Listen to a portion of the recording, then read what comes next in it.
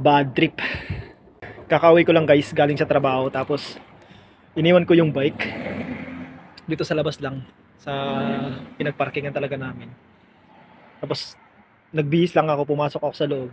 Kasi nga, pupunta ako ng supermarket kasi bibili din ako ng pagkain. Tsaka bad trip talaga. Kasi paglabas ko mismo, nakita ko yung kumuha ng bike ko. Ang bilis niya. Sobrang bilis. Hindi ko na siya mahabol. So, papakita ko sa inyo kung saan ko nilagay yung bike. So, dito ko pinaparking yung bike ko. Actually, ito yung bike ng kasama ko. Tapos, ayan. Nakita ko na lang yung kumuha ng bike ko. Nandyan na siya. Nandyan na ngayon. Hinabol ko ngayon. Ito kasing apato kasi namin. Dito siya eh. Malapit lang siya sa daanan eh. Ayan. Ayan. So, highway siya. And then, hinabol ko yung kumuha ng bike ko hanggang dun sa kanto na yun. Hindi ko na siya mahabol kasi nga ang bilis niya. Tapos naka red light pa yung sa crossing. Tumawid talaga siya. Ang bilis.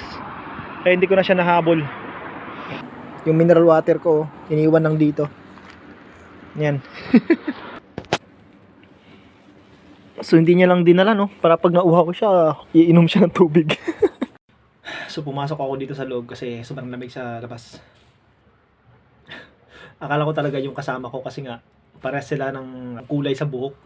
Tapos nakatalikod kasi siya, and then yung suot niya kasi kulay itim.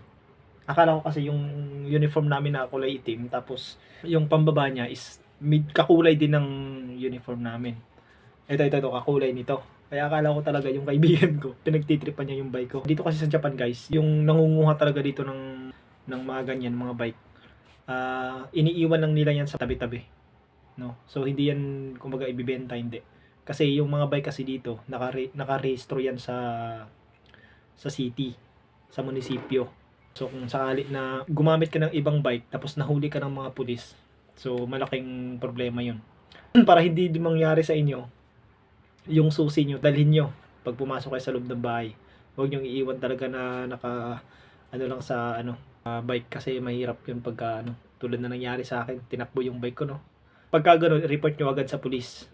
May mga kasi baka kataon na gagamitin sa mga krimen, or di kaya yung kumuha ng bike mo galing sa krimen, tapos nahuli ng mga pulis, tapos bike mo yung gamit. So medyo magkaka-problema pagdating sa mga ganun no, sa mga investigation.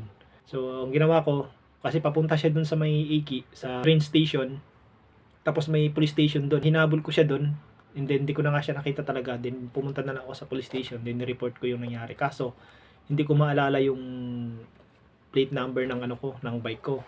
Then may video ako kaso malabo. So sabi ng police, pupuntahan ko daw yung store kung saan binili yung bike na yun kasi may record sila nun. So bukas pupuntahan namin ng sensei namin, yung agency namin dito, kasi na-report ko agad sa kanila yung nangyari. So ayun, balitaan ko na lang kayo kung ano yung sana makita agad kasi medyo malayo dito yung kaisya namin. It takes 10 minutes. So medyo malayo din no. So maglalakad ako bukas.